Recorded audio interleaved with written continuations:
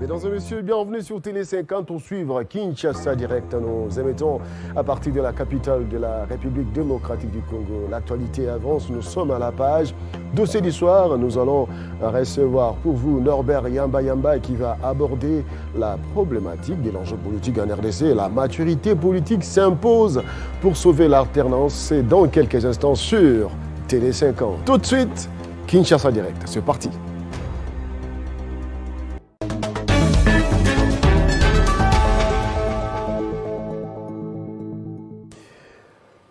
Le dossier du soir, c'est avec Norbert Yamba Yamba, notre invité.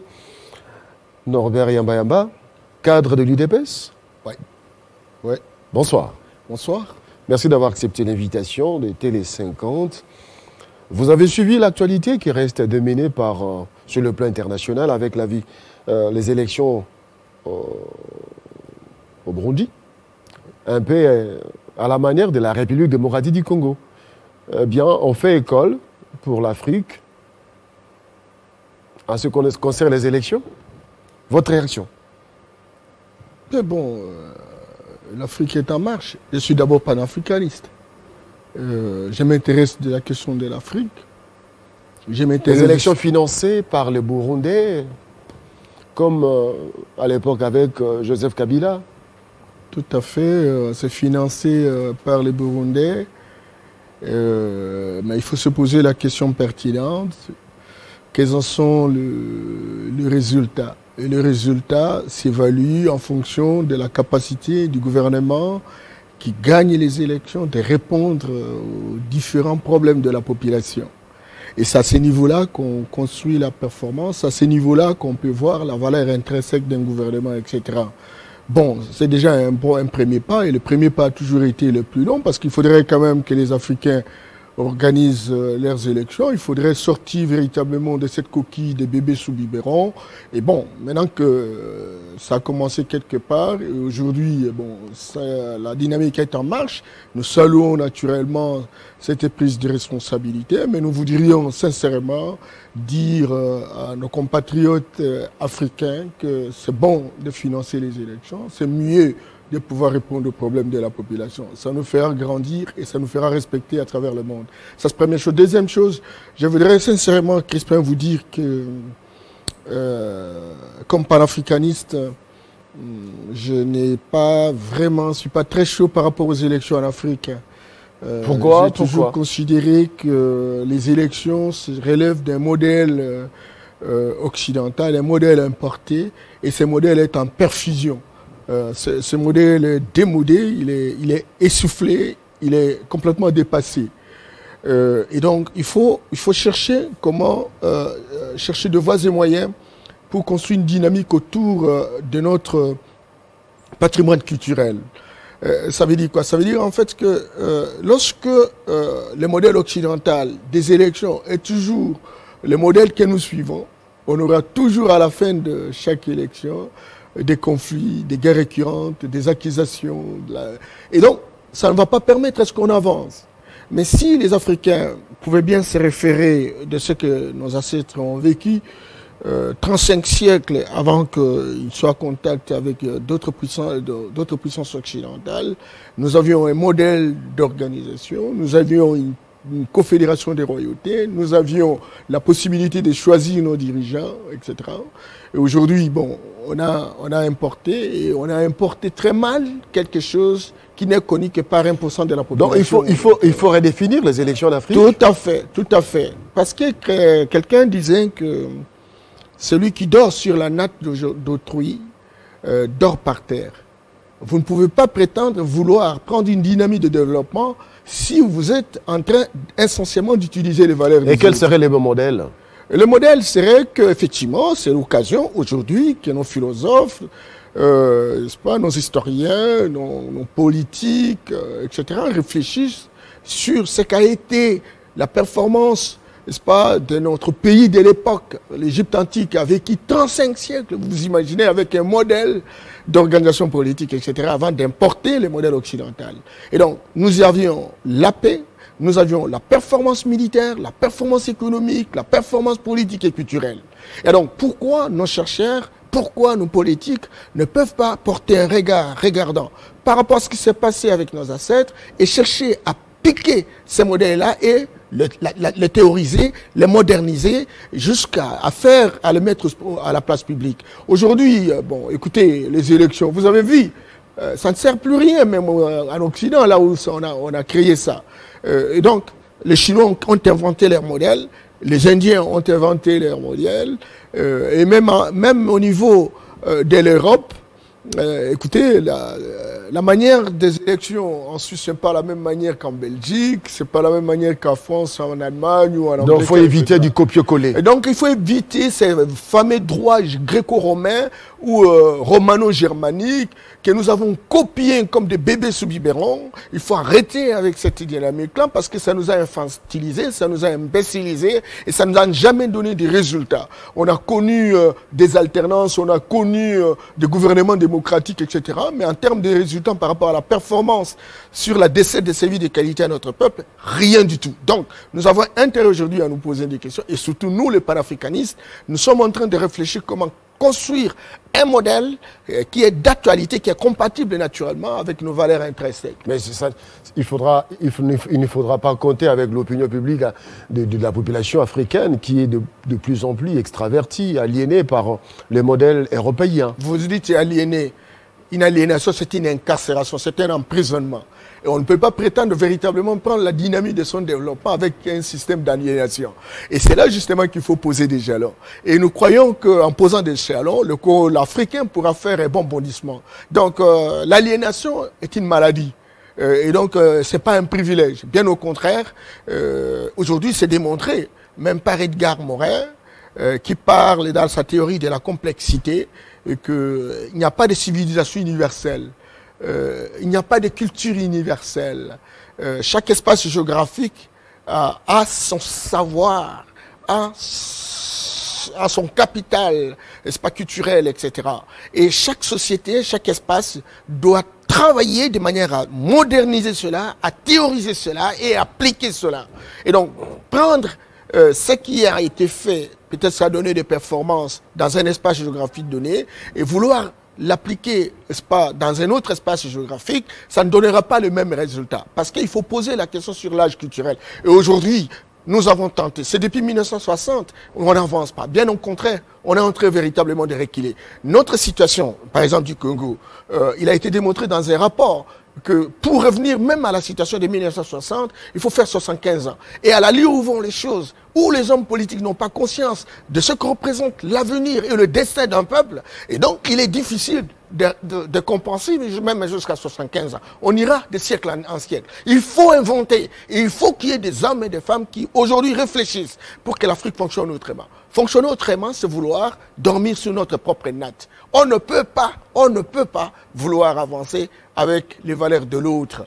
Et donc, les Chinois l'ont démontré, ils ont été une puissance il y a 4000 ans de civilisation, ils ont été terrassés au début du 19e siècle avec la révolution industrielle, et puis bon, ils sont restés, ils ont construit une révolution paysanne en 1929, ils ont couronné cette révolution par une révolution culturelle en 1949. Ils ont regardé les pasteurs, les prêtres, les imams qui sont venus et qui ont imbécilisé les gens au travers de messages qu'ils n'ont pas rapportés, etc. Et donc, ils se sont organisés de telle sorte aujourd'hui, il y a une médecine chinoise, il y a de la technologie d'infrastructure chinoise, la technologie de construction de maisons, la technologie... Vous voyez, donc, on a, sur base de leur culture, ils ont inventé des solutions, ils ont inventé des alternatives. Nous, on est incapables, même avec une maladie quelconque, etc., il faut recourir naturellement au savoir occidental. Et ce savoir occidental, lorsqu'on se trouve en situation où vous n'avez pas appris telle ou telle matière, et donc, vous ne pouvez pas faire autrement les choses. Et donc, c'est comme ça que... Or, nos ancêtres, sincèrement, ont vécu des millénaires d'années. Ils ont vécu avec ce que nous appelons notre superbe végétation, notre forêt africaine. Bien entendu, la pharmacopée africaine. Ben donc, nous, on néglige. Vous savez, Crispin, moi, j'étais sur la route de Lubumbashi, j'allais vers Walikale et Bukavu, et j'arrive dans le village d'Osio, et là, j'ai trouvé un guérisseur traditionnel qui était en train de traiter les gens. Et généralement, il faisait même des opérations, 30 jusqu'à 300 opérations, interventions chirurgicales par jour. Et lorsqu'il essaie d'inciser, de faire l'opération, le soir, c'est cicatrisé et la personne rentre chez lui. J'ai quitté Ossio quand je suis revenu à Kisangani, j'ai fait une conférence publique et j'ai demandé à ce qu'on puisse aller, surtout les pharmaciens le matin, pour aller à Ossio voir la technologie qui était utilisée par ces tradiparticiens. On a dit non, c'est la sorcellerie. C'est la sorcellerie. Voilà, tout de suite une conclusion non concluante. Et pourtant, quand le blanc crée le téléphone, on appelle aux États-Unis, on ne voit pas comment ça en va. Et donc, on dit non, non, c'est la science. Et chez nous, lorsque quelqu'un opère, et puis bon, il y a cicatrisation les mêmes jours. Et pourtant, lorsque vous voyez la méthode des scanners, c'est pratiquement l'appareil. Et donc, on dit non, non, non, c'est la sorcellerie. Alors, qu'est-ce qui est sorcellerie? Qu'est-ce qui n'est pas sorcellerie? Voilà, nos compatriotes qui, à chaque espace géographique bien déterminé, ont utilisé cette fameuse sorcellerie qui a été diabolisée par la religion, les religions révélées, qu'on appelle des religions importées, et ils continuent à utiliser la sorcellerie, même si quelqu'un me dira, écoutez, monsieur Yamba, la sorcellerie aussi, on peut vous jeter un mauvais sort. Oui, lorsque vous achetez une voiture, cette voiture va vous permettre de vous déplacer. Mais ça n'empêche pas que cette voiture puisse faire un accident et tuer les gens. Donc, chaque chose qui est positive, et donc peut être aussi négative. Alors maintenant, il appartient, les Occidentaux l'ont démontré, en créant des caméras, en créant des micros, télévisions, etc. Nous pouvons le faire. Nous avons des hommes et des femmes qui ont fait des choses extraordinaires. Moi, je connais dans certains villages. Dans tout cela, ça demande à ce que les Africains puissent comprendre.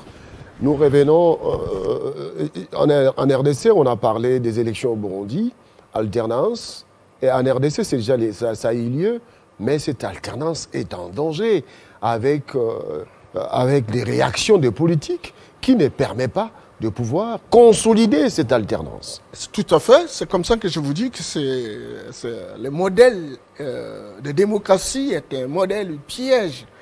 Vous voyez, nous, de l'UDPS, nous avons appris pendant 38 ans à pouvoir gérer les contradictions. Gérer les émotions toxiques, etc. Et bon, lorsqu'on regarde le comportement des hommes politiques, on a l'impression qu'ils n'ont même pas l'âge de l'école primaire pour entamer la démocratie. Non seulement on ne sait pas différencier ce qui est prioritaire et ce qui n'est pas prioritaire, on ne sait pas se respecter mutuellement, on ne sait pas déterminer les objectifs par rapport à ce qu'on cherche. Les alliances se font et se défont. Ceux qui sont en alliance ne sont pas sincères entre eux. Et donc, le pays, le Congolais, devient véritablement les dindons de la farce.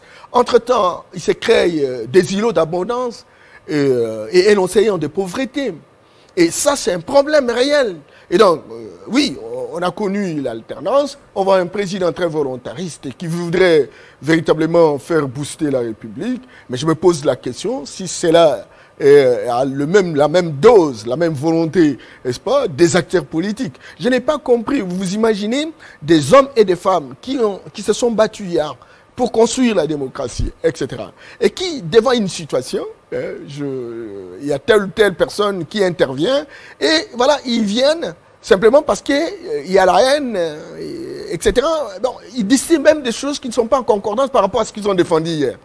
Et alors, moi, je me dis, la situation est grave, j'allais dire gravissime, parce qu'effectivement, l'élite politique est à la base de la situation catastrophique de notre société.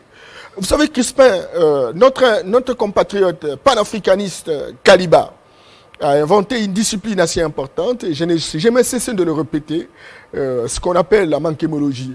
La mankémologie, c'est la mankémologie.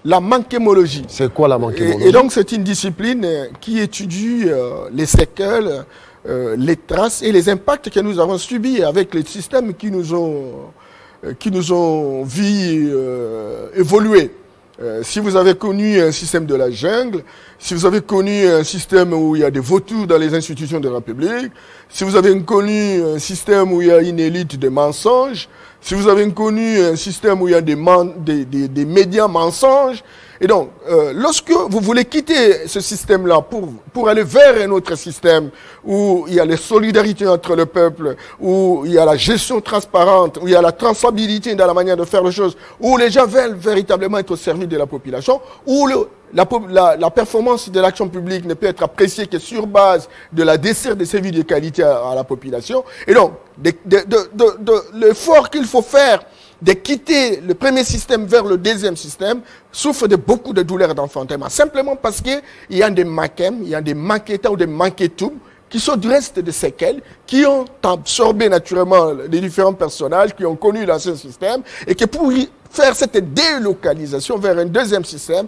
ça pose problème. C'est comme ça qu'à un moment donné, le président de la République parlait de déboulonnage. Déboulonnage suppose pas parce qu'on veut s'attaquer à telle ou telle personne, c'est le système qui a créé ses propres réflexes, qui a créé ses comportements, qui a créé ses attitudes, qui a créé un état d'esprit. Et donc, il faut rompre en fait cet état d'esprit en mettant les dispositifs de déprogrammation mentale et en adoptant les nouveaux systèmes qui peuvent véritablement susciter l'espérance. Et ça pose problème dans les chefs de la classe politique qui deviennent tous presque qui devient naturellement presque de pseudo-chercheurs politisés, etc. Et ça inquiète l'avenir, ça inquiète les générations futures et ça inquiète l'histoire. L'héritage politique, où se trouvent les héritiers politiques de Mobutu, les héritiers politiques de Tshisekedi, le sphinx de Limete, les héritiers politiques de M. Laurent Désiré Kabila, la symbiose de tout ça devrait démontrer une maturité autre pour redorer l'image des politiques, laissez-moi poser la question, des politiques congolais, mais à ce jour, est-ce que nous avons ces héritiers? Bon, il y a des héritiers qui sont trop charnels, ils ne sont pas trop spirituels. Et lorsqu'on est charnel, ça veut dire on veut faire ce qu'a fait... le père aujourd'hui, je dirais un peu en termes quinois, la RDC fonctionne en termes de Mboka ya bana na bana. Bon, Mboka ya bana na bana, bon, c'est un hasard qui s'est réalisé, mais écoute, avec Mobutu, c'est ça aussi le problème de manquer l'horizon politique. On peut être un chef, mais lorsque vous n'avez pas un horizon politique et que vous permettez de construire avec une torche qui éclaire l'avenir dans les 50 ans, 100 ans, et vous voyagez et vous revenez, vous embarquez les gens autour de ça, c'est vraiment compliqué. Avec le président Mobutu, on a construit un îlot d'abondance, etc. Et puis bon, voilà, donc c'était l'honneur, c'était le prestige, tout le monde aurait roulé dans une euphorie de jouissance, et que bon, voilà, on a des responsabilités, on est excellence, on est député, etc. Et bon, on arrive pendant de l'AFDL qui s'est prolongé justement avec le FCC, etc. Ça posait problème parce que le président Laurent Kabila avait une vision. Il dit organisez-vous. Et lorsque vous vous organisez, vous êtes capable de définir vos besoins, vous êtes capable de définir des solutions correspondantes. Vous pouvez vous mettre en commun des moyens d'action et vous pouvez booster jusqu'à contrôler les autorités. Ça, c'était une vision qui aurait pu véritablement avoir des répercussions et qui aurait pu être, n'est-ce pas, promotionnée par les héritiers. Il me semble que tel n'est pas le cas. Et donc, la situation Mobutu et cette situation d'il y a quelques temps, etc., n'est pas très différente. Et bien bon, la situation d'Etienne Tshisekedi, il a souhaité naturellement qu'on mette en place un état de droit. Cet état de droit va construire une justice distributive, va construire la primauté de la loi, etc. Et chacun devra être, n'est-ce pas, en dessous de la loi. Voilà. C'est très important. Et c'est justement, vous savez, c'est l'héritier d'Etienne Tshisekedi qui aujourd'hui prône l'état de droit jusqu'à ce que même le petit paysan parle de l'état de droit. C'est ça la force d'un leader lorsqu'il dit quelque chose qui constitue pour lui, n'est-ce pas, un projet, j'allais dire une offre politique, et que cela est répété par la population dont on connaît, n'est-ce pas, la finalité. Même le petit paysan qui n'a pas allé à l'école peut vous dire qu'à travers tel acte, ce n'est pas l'état de droit, tel acte, c'est l'état de droit. Voilà, on est bien parti. Maintenant, il faut que tout le monde ait le cœur dans l'ouvrage pour soutenir naturellement l'action du président de la République pour que ça réussisse. Mais si dans l'hypothèse, nous constituons une équipe, et dans cette équipe nationale, il y a Mazembe qui arrive, il y a Vita Club qui arrive, il y a il y a Renaissance, il y a Imana, DSMP, etc. On est ensemble et il y a un seul coach. Alors là, le coach a la torche, il montre la boussole et les gens disent, mais écoute, nous ne pouvons pas vous écouter, vous, le coach national, mais chacun se réfère naturellement à son coach de provenance. Ça constitue véritablement un danger public. D'enfantement. Et donc, on ne peut pas espérer dans ces conditions-là, jusqu'à ce que les gens puissent comprendre que le peuple congolais a beaucoup souffert et qu'aujourd'hui, plus que jamais, au lieu d'avoir des querelles, on a besoin véritablement. Réfléchissons rationnellement, oui. Norbert Yamba. Aujourd'hui, la gestion de des crises depuis l'alternance, nous avons constaté que les deux leaders ont toujours désactivé les crises qui pouvaient se pointer à l'horizon. C'est des personnalités, nous avons cité, Joseph Kabila, l'ancien président, et le chef de l'État, Félix Tshisekedi, se mettent toujours en hauteur des saintetés pour éviter des crises en RDC. Alors peut-on dire qu'aujourd'hui, on peut affirmer que la maturité politique, c'est la donne de ces deux personnalités qui trouvent qu'il faut amener le pays sur la voie du développement en évitant les tensions et les crises provoquées peut-être par les déclarations intempestives. Je m'excuse beaucoup, mais vous savez, moi, je sens toujours la lourdeur. Vous êtes mal à l'aise à répondre à cette question? Non, mais parce qu'il y a en fait des personnalités, etc. Et c'est pas bon. Ça sent mal. Il y a un président de la République, mais il y a aussi des leaders politiques. Et dans les cadres de regroupement politique, dans les cadres de la coalition, eh bien, il y a FCC qui, véritablement, est en coalition avec Cash. Ma crainte, c'est cette équivalence artificielle qui est réalisée tout le temps, comme pour démontrer que, bon, il y a des leaders, et ce sont la ces gestion leaders, de la famille politique, bien entendu, mais ça, dans ton marché Crispin, oui. Moi je suis un systémicien. La systémique pose la problématique de la vision holistique des choses. La vision holistique passe par une vision globale, globalisante. Ou bien, où on est chef de l'État, et qui est chef de la coalition, mais c'est celui qui est chef de l'État. Parce qu'il y a Cash et FCC qui sont ensemble. Certainement qu'il y a une diversité de tendances à l'intérieur véritablement de cette coalition. Et dans cette diversité des tendances, on retrouve des leaders qui sont des différentes tendances. Voyez. Alors maintenant, lorsque nous n'arrivons pas à pouvoir comprendre que nous avons construit une coalition et que cela constitue une équipe nationale et que dans cette équipe nationale, il y a un seul entraîneur. Et c'est cet entraîneur qui détermine avec les différents joueurs,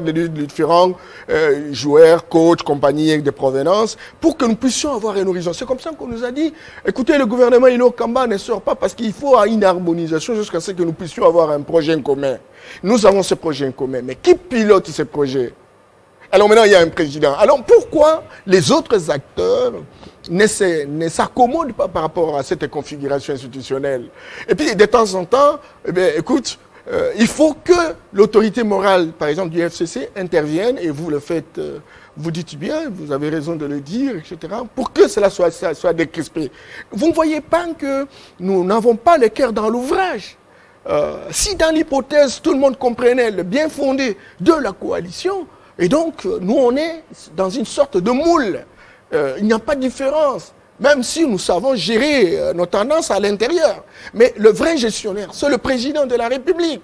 Mais alors maintenant, si le président de la République doit pouvoir donner telle ou telle orientation, et qu'il y ait quelqu'un, par exemple, soit du FCC, soit du CACH, INT, compagnie, et l'IAPES, qui dit le contraire, et il est dit à ciel ouvert, et la crédibilité de la République, la situation de la population va changer quand? Vous voyez, donc il y aura toujours des complications, il y aura toujours des coques à jambes, on ne va pas avancer. Sincèrement, cher Crispin, je crois aujourd'hui plus que jamais que notre peuple, mon père me disait que Norbert, le diable arrive toujours là où il y a des détails. Là où il y a des détails. Les diables résident dans les détails. Dans les détails. Et d'ailleurs, beaucoup de gens meurent lorsqu'il y a des familles qui se chamaillent. Le diable n'intervient que là où il y a des querelles, là où il y a la colère, là où il y a la haine, là où il y a la animosité. Mais écoutez, posons-nous la question, nous avons 60 ans d'indépendance. Qu'est-ce qu'on n'a pas fait dans ce pays? Il y a eu des gouvernements d'union nationale, il y a eu des gouvernements de professeurs, il y a eu des gouvernements d'économistes, il y a eu des gouvernements, des technocrates, des experts. Qu'est-ce qu'on n'a pas pratiqué? Il y en a ceux qui s'autoproclament sociodémocrates, libéral, socialistes africains, etc. Mais, et le résultat? Zéro. Zéro. Notre peuple croupit dans la misère. La preuve, c'est que quitter l'aéroport vers la ville, vous allez voir Kingasani, vous allez voir à Massina. Si je peux parler de la ville de Kinshasa, et en Fonchori, lorsque vous allez, par exemple, à 2000 km de notre ville, d'où il faut que l'élite politique comprenne qu'elle a échoué. Et qu'aujourd'hui, elle doit payer le droit à la contestation pour dire plus jamais ça. Nous n'avons pas besoin de spectacle. Nous n'avons pas besoin qu'on nous dise que tel a la force musclée, tel peut anéantir tel autre. Notre peuple a besoin que les politiques s'entendent, qu'il y ait des crispations, qu'il y ait des dramatisations des relations et qu'ensemble, dans une sorte de synergie gagnante, on puisse avancer. Ça, on en a besoin pour qu'on donne l'eau, pour qu'on donne l'électricité, pour qu'on donne la route, pour qu'on donne l'enseignement, pour qu'on donne la santé, pour qu'on donne le logement. Combien de fois les gens sont mortes essentiellement parce qu'ils sont mal, ils sont logés dans un endroit où il y a des inondations, où il y a des ravins, où il y a des érosions, etc. Donc ça, c'est la responsabilité des hommes politiques qui n'ont pas été très florissants dans la recherche des innovations. Aujourd'hui, nous avons fait la première alternance dont tout un chacun souhaiterait effectivement que ça réussisse.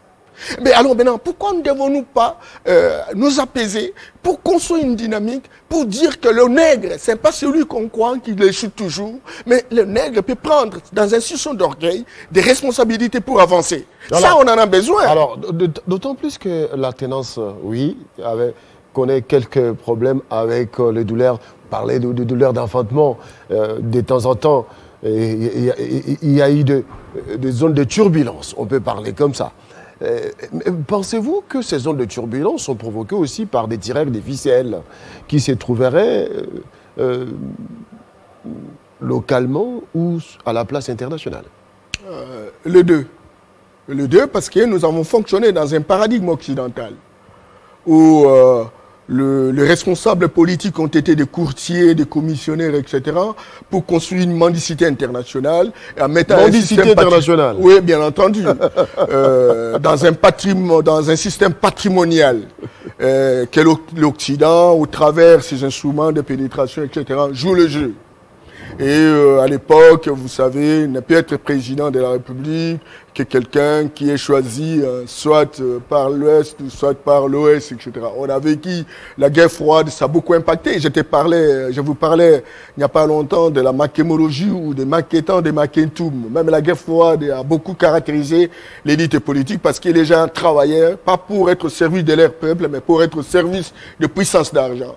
Ça, ce sont des maquettoum, des maquettants que nous avons connus tout au long du processus. Mais il y a aussi une responsabilité interne parce que les gens qui sont des politiques, etc., qui ont profité qu'ils avaient le soutien de telle ou telle entité extérieure, etc., eh bien, ils ont trouvé un terrain fertile, même des graines pourries germent bien parce qu'ils se sont enrichis jusqu'à construire des îlots d'abondance dans un océan de misère.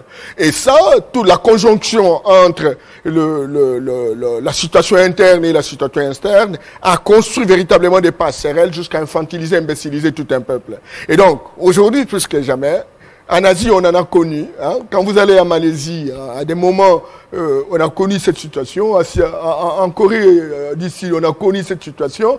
Vous vous rappelez, dans les années 50, la guerre entre les Corées, etc.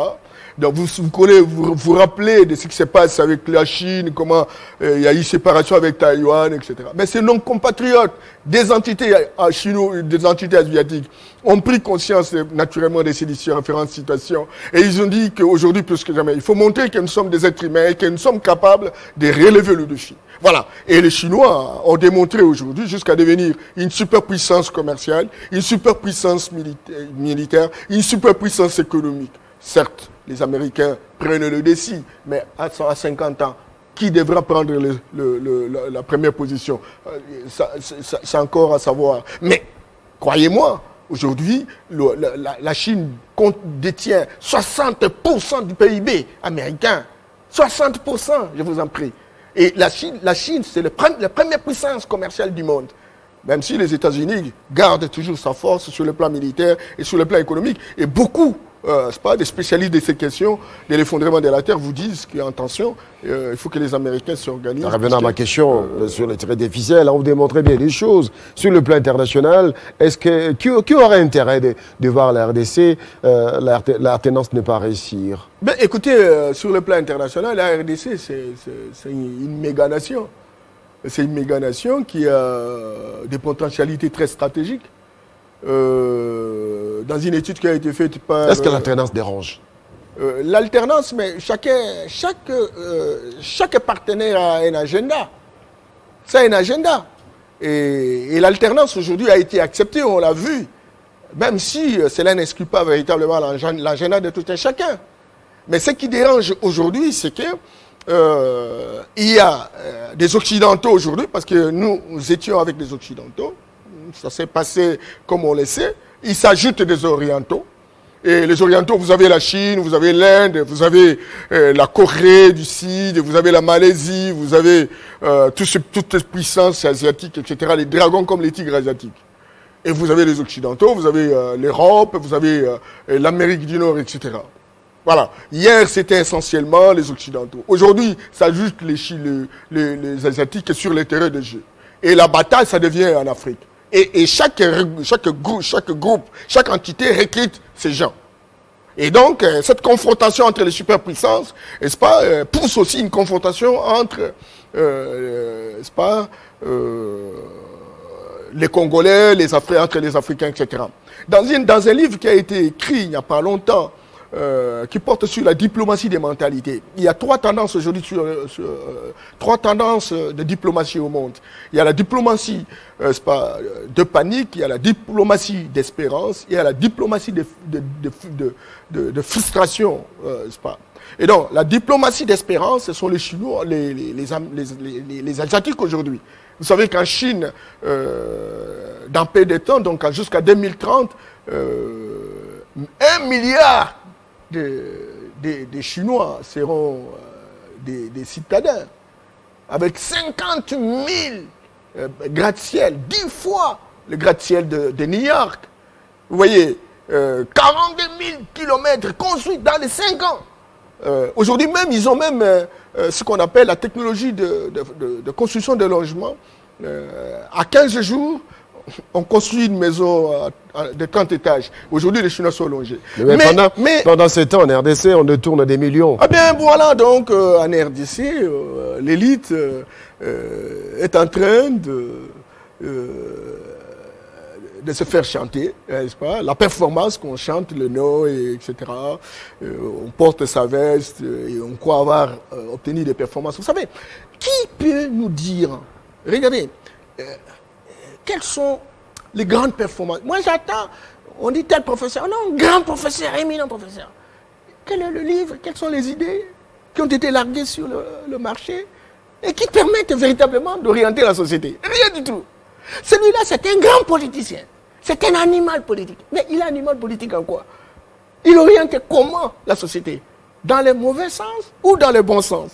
C'est toutes ces questions questionnantes qui infantilisent, qui instrumentalisent tout un peuple, qui montrent le niveau d'âge culturel, non seulement de l'élite, mais aussi des citoyens. Et ce terrain fertile où des graines pourries germent bien, parce que les gens n'ont pas encore acquis la lucidité, les gens n'ont pas encore acquis l'éclairage nécessaire, parce qu'il n'y a pas de boussole, il n'y a pas de torche.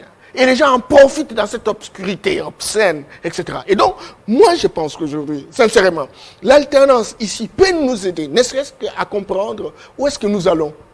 Et bien, comme les gens sont déjà habitués à des systèmes qui constituent des écosystèmes politiques de pourriture intrinsèque, les gens ne veulent pas faire... Alors, l'alternance 2018 à 2023, ces 5 ans seront les 5 ans d'apprentissage pour la consolidation de l'alternance sur le plan politique, même sur le plan économique.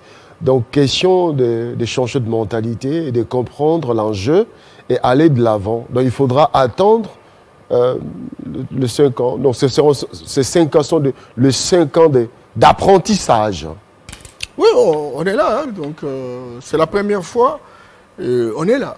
Mais je m'excuse beaucoup. On apprend. Des particularités. On est là et on apprend. Des particularités, on apprend. On ne peut qu'apprendre.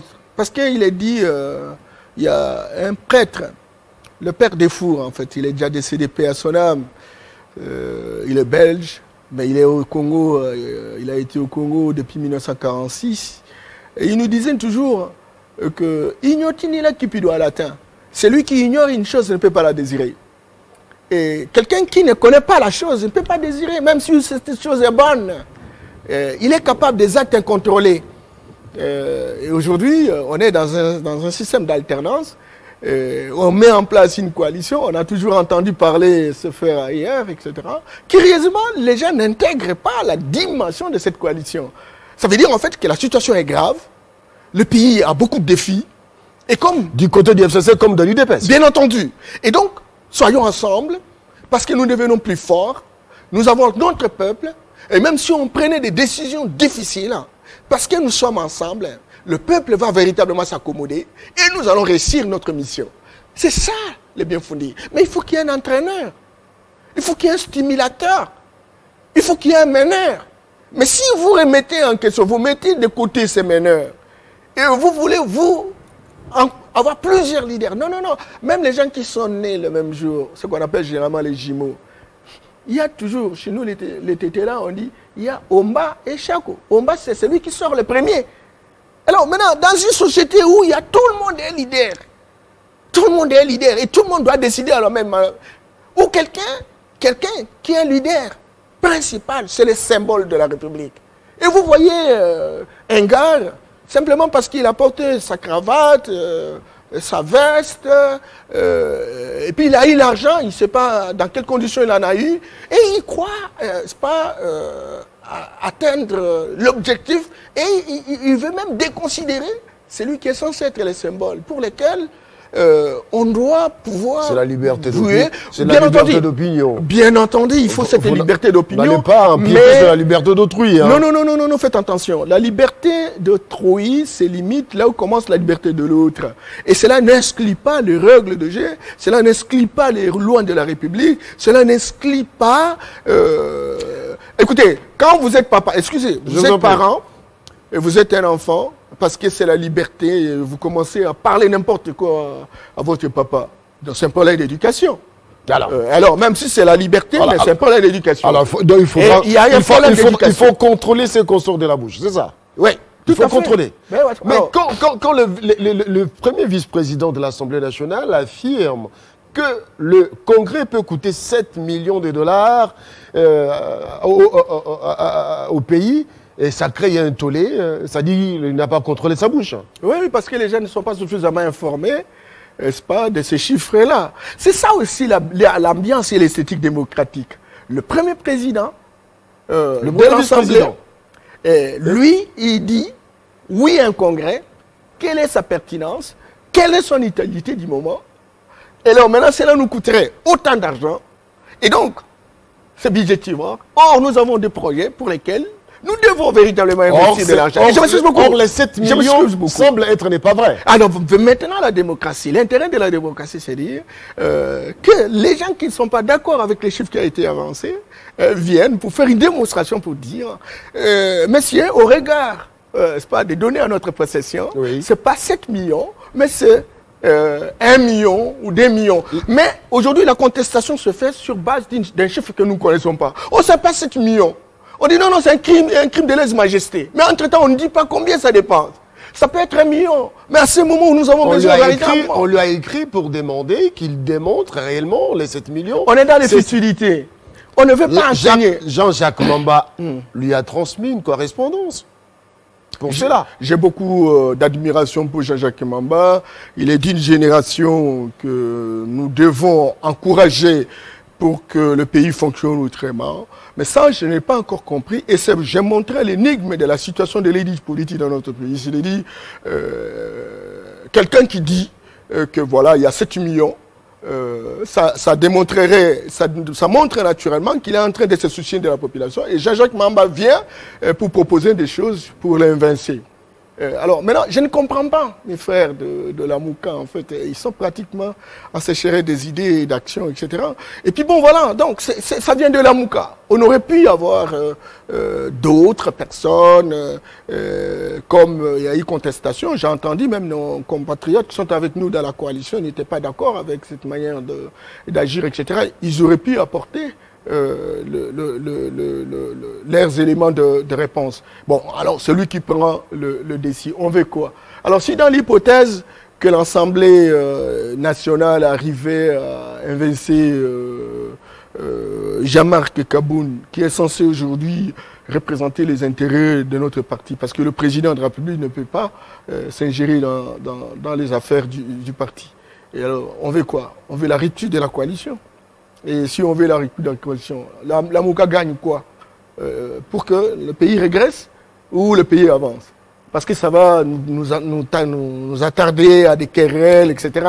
Et donc, en analysant le sphère politique de la République démocratique du Congo et puis les agissements du FCC, on a l'impression que le FCC met un peu de l'eau dans son vin pour sauver Jean-Marc Kaboun. Eh bien, après cette crise, ça va marquer un tournant pour le parole un peu déplacé. Non, mais nous apprenons.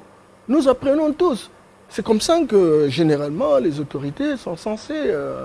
et la force de Joseph Kabila, c'est le silence. Hein, c'est intéressant, les silences aussi, quelque part. Oui, c'est un silence. Même si on doit identifier quelle est votre vision pour que les gens s'acclimatent, etc. et vous suivent. Mais, quand même, c'est aussi un atout majeur. Donc, et vous avez... Donc, le président ad intérim de l'UDP avait manqué l'occasion de se taire? Non. Pour 7 millions, on ne peut pas se taire. C'est vrai que bon, il est au bureau, etc. Et, bon, ça arrive. Et ça arrive. Parce que ça, parfois aussi, c'est le ras-le-bol. C'est apprendre à l'éthique. L'éthique des hommes d'État, avoir les repères qu'il faut quand on est dans une institution. Vous savez, il y a des gens qui font des leçons comme ça, mais qui sont incapables de respecter les règles de jeu de la République. C'est vrai que, bon, Jean-Marc Kaboun a dit cela. Il y a 3 niveaux où on peut analyser cette question. Au niveau du bureau, parce qu'il fait partie du bureau, et la présidente aurait pu convoquer le bureau, et puis on s'est dit, mais Jean-Marc, vous avez dit tel chiffre, mais pourtant tel n'est pas le cas. Et puis, bon, si ça ne marche pas, on peut appeler le collège des présidents, etc. Ouais. Et ils peuvent aussi en discuter. Et si ça ne marche pas, il y a la plénière. Mais alors maintenant, on veut sortir la conférence d'abord du bureau d'un groupe parlementaire. Oui, bien entendu. On peut sortir. On n'a même pas discuté au bureau. On n'a même pas discuté de la conférence des présidents. Et on veut aller vers la plénière. Justement, on veut les larguer.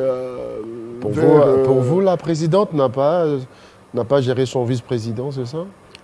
Mais aujourd'hui, on sent qu'il y a un tiraillement. Réunion du bureau, question. On sent. Est-ce que Jean-Marc Kaboun allait obtempérer respectant les directives du bureau de l'Assemblée? Oui, pourquoi pas? Pourquoi il est vice-premier président s'il n'obtempère pas? Vous croyez qu'il va prendre la place de la présidente? Vous l'avez vu se lever là où il est pour aller prendre la place de la présidente? Et vous croyez que c'est un fou? Est-ce qu'on peut prendre un fou pour représenter un parti qui a 38 ans d'espérance? Ah mais non! C'est un monsieur sérieux, responsable. Et avant cela, je crois qu'il y avait des réunions, etc., avec un système de transhumance de l'élite politique politisée, où il y a même ceux qui se déclarent intellectuels, etc., dans certains partis politiques dits opposants d'opposition, et qui adhèrent à des réunions secrètes, etc., et qui se déclarent intellectuels. Non, ce sont des instruits. Alors, mieux. Le chef de l'État, oui. Mieux. J'allais dire des abrutis fondationnels. Alors, le chef de l'État a compris cela. Il a convoqué le député UDPS. Oui. C'était pour sauver Kaboun. Hein. Parce que même dans la famille, il y a quand même des voix qui s'élèvent contre lui. Oui, mais écoutez, hein, chaque chose négative peut aussi engendrer des choses positive. L'UDPS, certes, est dans une sorte de crise de maturation. Mais ce sont ces douleurs d'enfantement, ces zones de turbulence qui permettent de ressouder le coude pour se dire où c'est Kabound qui s'en va. Et quand Kabound s'en va, c'est l'UDPS qui perd. Et donc, pour une question comme celle-là, où les gens se liguent nuitamment contre lui... Donc, mieux vaut que Kabound part au Congrès, mais pas maintenant.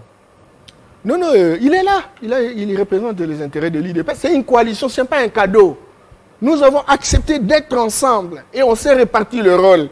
Raison pour laquelle le FCC a 65% au gouvernement. Oui, et le cash n'a pas le même niveau que le FCC. C'est que nous avons signé un contrat et nous disons que dans ce contrat-là, nous nous répartissons le rôle. Il ne faudrait pas qu'il y ait du chantage.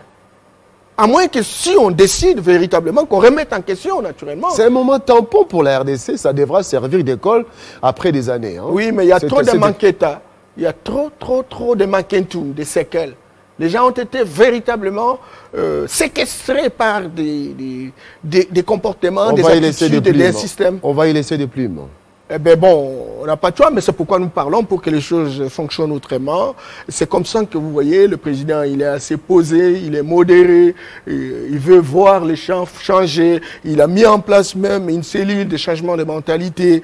L'idée, c'est justement aider le Congolais à faire une bonne déprogrammation mentale. C'est comme ça que de temps en temps, il n'y a pas de tabou. Il discute avec l'ancien président, qui est l'autorité morale, et qui essaie de chercher des solutions correspondantes. Très bien. Alors, les Africains se réveillent. Bon, le Burundi organise les élections sans financement de la communauté internationale, comme la RDC. Et les pays du franc CFA cherchent aujourd'hui à retrouver leur indépendance, ne pas dépendre de la France. Petit à petit, les Africains se réveillent. Oui, c'est un premier pas. Et le premier pas a toujours été le plus long. Mais il faut comptabiliser, il faut capitaliser. Ça ne sert pas de dire, voilà, nous prenons la responsabilité d'organiser nos élections pour que nous puissions avoir nos dirigeants et vous devenez vous-même les blancs en couleur noire. Non, non, non, attention. Parce qu'il y a des impérialistes, n'est-ce pas, de couleur. Ça veut dire, les Occidentaux, ils ont fait ce qu'ils ont fait, mais ils ont recruté parmi nous certains évolués. Et ceux qui véritablement accèdent à des responsabilités posent parfois des actes incontrôlés au détriment de leur population. Alors il faudra montrer la maturité, on gérera très bien en adoptant une stratégie économique. Il faut qu'on ressente ça. Une stratégie économique qui devra réellement répondre aux besoins de la population. L'Éthiopie en est un exemple. Alors le franc CFA parti, l'ECO devra démontrer ses preuves. Oui. L'ECO devra démontrer, mais il faut faire attention. Il faut faire attention, il y a des gens qui sont des caméléons. Lorsque c'est vert, il devient vert. Et lorsque c'est rouge, il devient rouge. Parce que les gens, il faut que cette question-là, on en discute longuement pour qu'on montre comment, le franc CFA a été une monnaie de servitude, une monnaie d'esclavage, etc. Mais écoutez, on a changé ECO, quoi. Mais où va-t-on loger l'argent de tous ces pays, les 15 pays francophones. Membres du franc. Eh bien voilà, ça va, où on va loger ça? Très bien. C'est toujours dans le compte trésor, hein, je pense, en France. Vous voyez? Donc il faut qu'on évolue. Mais déjà, c'est un premier pas. Il faut donner une configuration que l'on voudrait véritablement donner, encore qu'il n'y ait pas de traîtres. Parce que chez nous, il y a des chefs d'État traîtres. On nous a fait manquer les États-Unis d'Afrique en 1960. On a trahi Kwame Nkrumah. Simplement parce qu'il y a des gens qui... Kadhafi aussi. On a trahi Kadhafi, on a trahi Sankara, on a trahi Lumumba. Et donc, nous avons aujourd'hui pas des gens qui, véritablement, sont des menteurs. Et par ricochet, il ne faut pas trahir l'alternance. Non, nous ne pouvons pas trahir l'alternance. Bien au contraire, nous voulons que l'alternance réussisse pour que ce soit véritablement quelque chose qu'on peut brandir à la place. Et pas d'escalade verbale. Les escalades verbales, effectivement, doivent être gérées, mais il ne faut pas exclure la gestion des contradictions, parce que c'est ce qui fait la beauté de la démocratie. Norbert Yamba. Merci. Merci pour l'invitation. Mesdames et messieurs, ça n'est donc fini avec Kinshasa Direct. À 19h, vous allez suivre la grande édition du journal présenté avec beaucoup de professionnalisme par Amina Bayombo. Je vous retrouve le mercredi à Gaëtan Koubabourandi qui va présenter le journal, mesdames et messieurs. Gaëtan qui sera là pour vous et avec beaucoup de professionnalisme. Oui, ce n'est pas Amina Bayombo et moi, je vous retrouve le mercredi dans 50. Bonjour, mais en attendant, vous allez suivre notre émission APJ au peuple des jugés le dimanche. Et merci d'avoir suivi ce programme. À bientôt. Respectez les gestes barrières et que Dieu vous protège. Au revoir.